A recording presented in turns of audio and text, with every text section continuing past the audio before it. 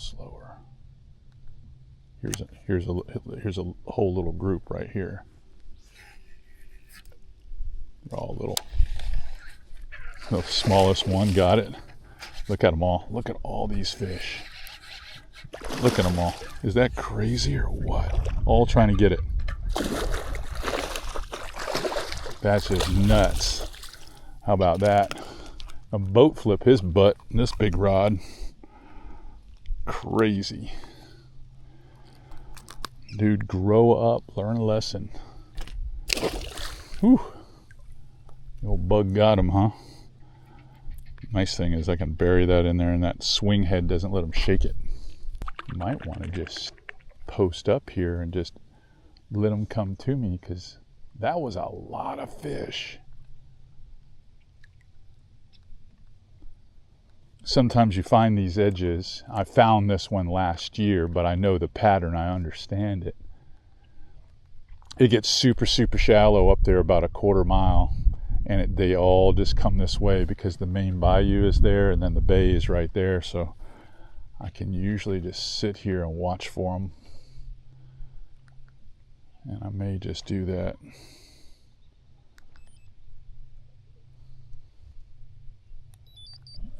Sometimes, you know, you can make it too hard. I might just sit here, wait for a good cloud window. The swing head, when you get a bigger one though, this rocks and they can't leverage themselves off and open that hook, because I don't have any drag. I basically just stick them. You saw how fast that one came out of the water, albeit he was not that big. That looks like a red right there.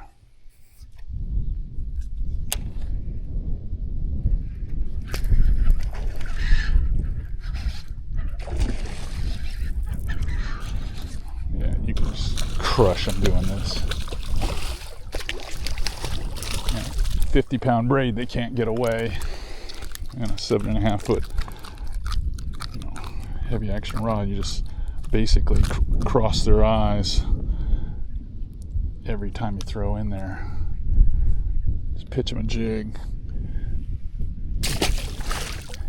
In this hot water, it's just a lot easier for me to catch fish and not stress them. They're gonna be able to swim away and be happy, be fine. You fish them on light spinning gear and they run around. They'll get up all in this grass. By the time you peel them out and all that stuff, you don't think you're killing them because they'll swim away, and then you'll come by the next day. Ooh, here's a nice one right here. He just came out of this grass. There's one right there too. Come on, where's that third one? There was a third one here.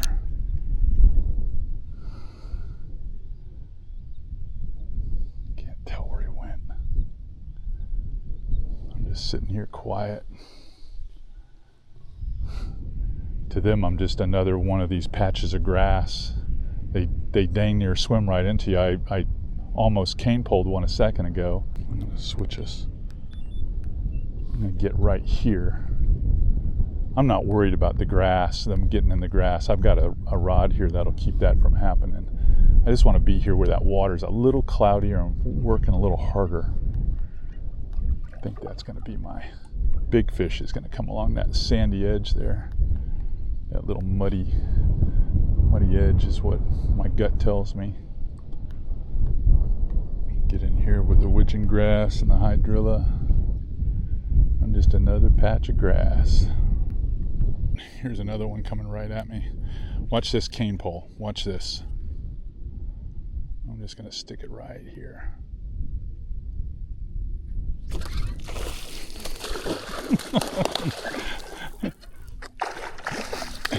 He's not really that little either. Isn't that crazy?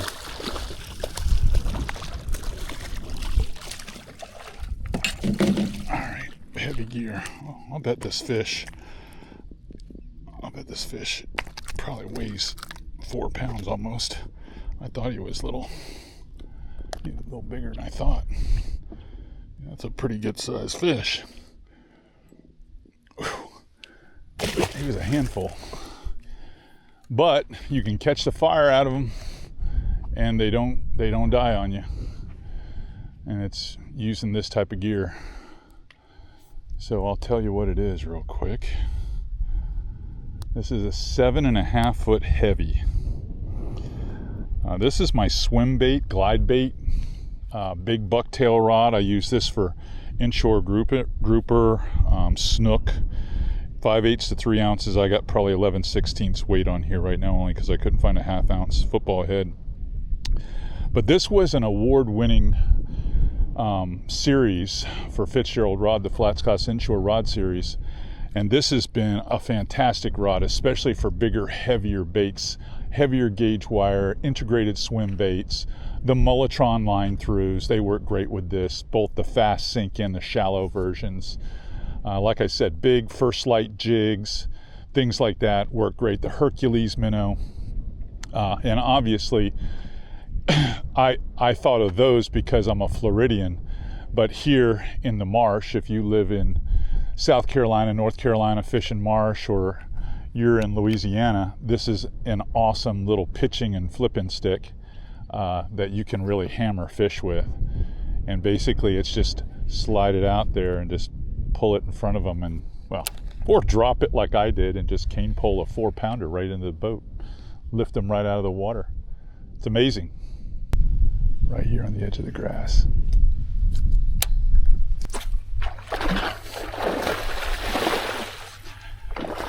Going nowhere, buddy.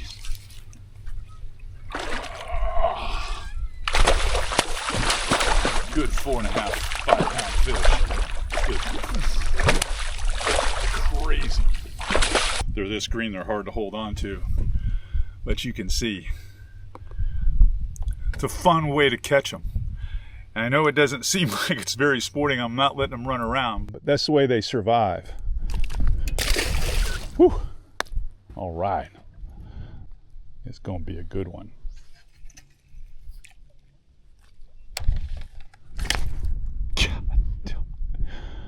I broke that thing up above the knot. Look at that.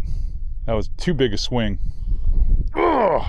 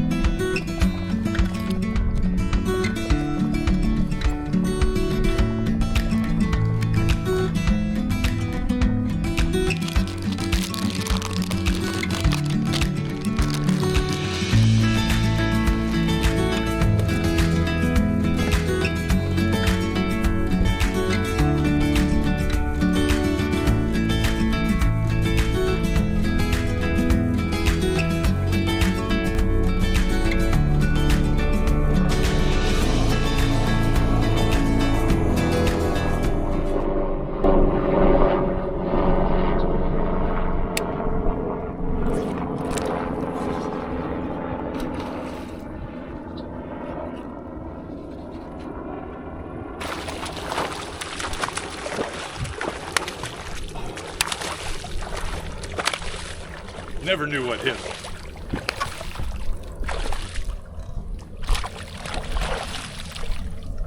That's why I wear gloves here. Whoa.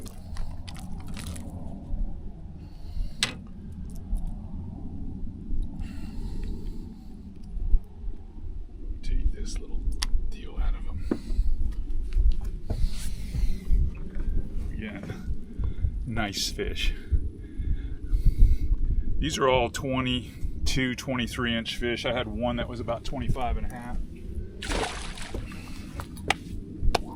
Yes. Here it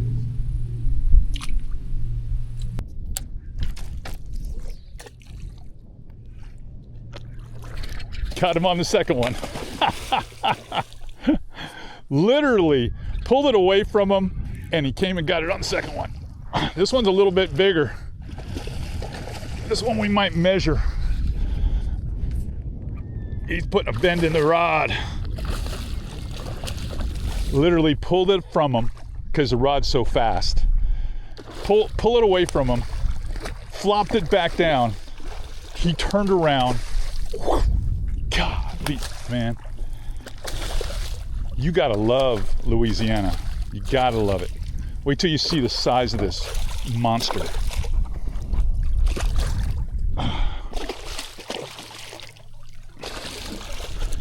All right, almost should net this one. Borderline.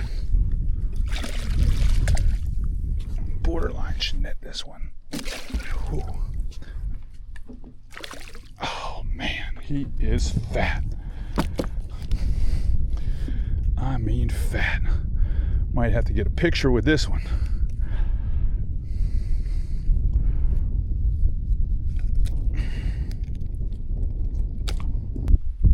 Whew. Look at the size.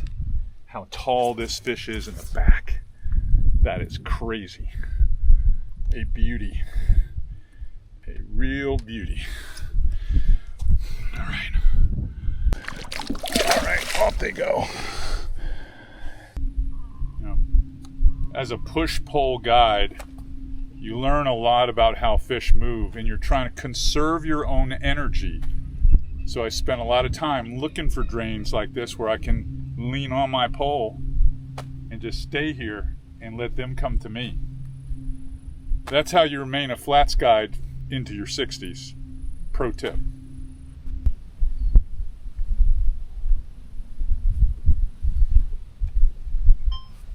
Little one right here.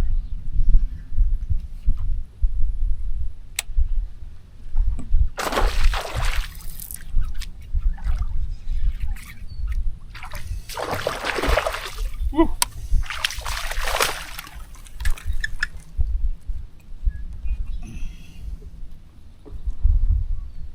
Feel like we're bass fishing.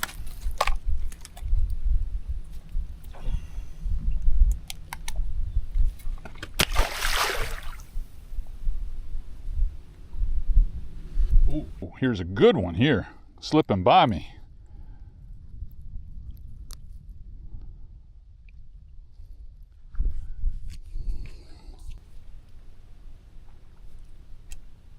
He's almost by me.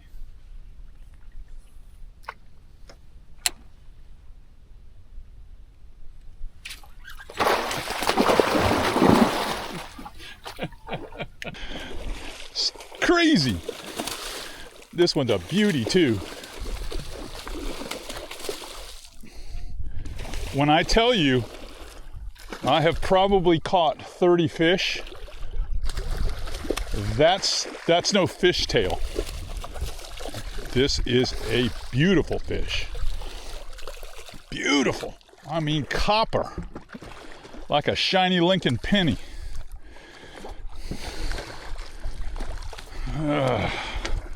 Old man's having a good day today. The old man is having a good day today.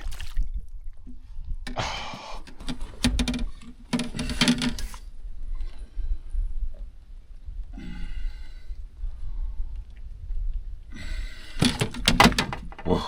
Come on now, don't hurt me. You don't hurt me, I won't hurt you. Look at that. This is crazy. One of those days. First day here, and I'm hanging a 30. You believe that? You believe that? It's crazy. I don't know how hard it is for you to see, but right here, on the starboard side of that trolling motor, is a drain. You can see how the water penetrates up that corner. All those fish come out that tilted piece of land. They come right into this drain and they go right out there where we ran into. And that's really the secret to fishing zones like this, is fishing drains on the outgoing. The water in the deep spot. Oh man, there's a big fish here. I might have to catch this one. We'll talk later. All right, we're back. You can see that drain. It sits right there at the end of my rod. I was talking about that on camera earlier. And those fish, they just trek out that back creek right down this drain, and they follow it right out to where you can see those platforms out there in the distance. I don't know if you can pick them up on this wide of an angle camera, action camera or not. But this is one of those spots that if you get it on outgoing water, it can be really good. I mean, like really good. I just saw some pink up here, a little copper coming through, so I know there's one in here. I just don't have the great light to see him.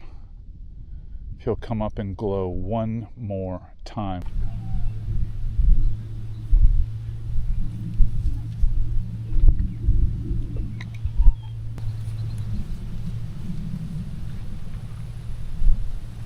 right here.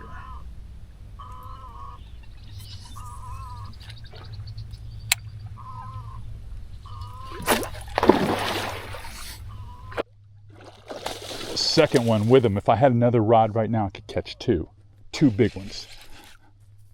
Look at the size of this one. This is the one we're quitting on. It's huge.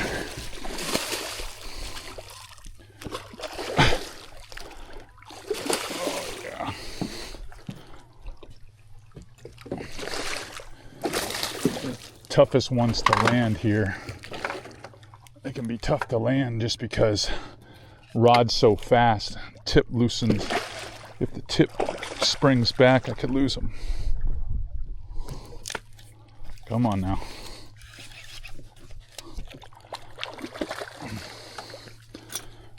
Oh, it went through. It went through.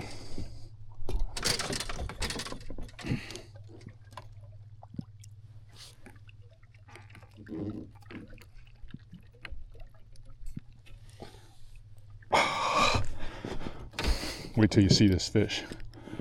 Wait till you see this fish. Doom! What a pig. That was about 30, maybe 31. The one in front of it was even bigger. But that's what I'm saying. Come in here with a quality jig, put a big bulky bait on that they can feel, something with big appendages or claws, and you can crush them. I mean, they'll crush them in the drains on the Outgoing. We're gonna let this big girl here go. I'll be right back to wrap this up. All right, let's just talk gear for a second. Just because it's starting to get pretty cloudy and it's hot. It's just hot. Tide's about more than halfway out now. I'm sure I could sit here and just keep picking on these guys. But quite honestly, I probably need to save them for clients that are going to be here. This was a lot of fun to share with the channel. Fish and drains, outgoing water. Here's what you have to know. I'm just going to give you a quick chapter review, if you will. You work up the drain on the incoming and you pick off fish. When the tide slows up, there's not a whole lot you can do. The fish kind of sink, they don't float anymore. It's a lot easier to come out here to the deeper water. So there's a little drop off here where it's about 3.5 feet deep. You sit here on the trolling motor, eat lunch, whatever, and as soon as you start seeing enough current, stand up, pay attention. That first group of fish that you see is the bellwether of what's to come. And then you can just sit in a drain like this and just catch as many as you want. For me, this has been an incredible afternoon. 30 plus fish, couple of nice big ones. The gear we're using, this is the FlatsClass inshore series from Fitzgerald. This is the 7/6 heavy casting rod.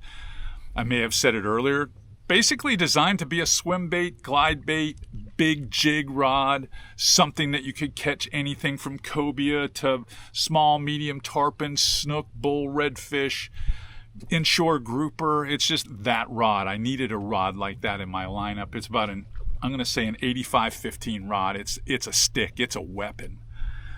But it's perfect for pitching and flipping to these fish where you can just swing it out low trajectory and just drop it so soft and pull it across in front of them and they just absolutely crush it. I mean, right off the rip, this was incredible today when that tide turned. Just incredible. If you want to get some of these goats or dirty jigs or any of the equipment that we use today, the Diamond 50-pound Gen 3 braid, go to Tackle Warehouse, or better yet, go to sodiumusa.com. That is your one-stop saltwater connection to get any tackle that you need for inshore fishing. All right, that's all I've got for you for now. I'm going to head back to the ramp.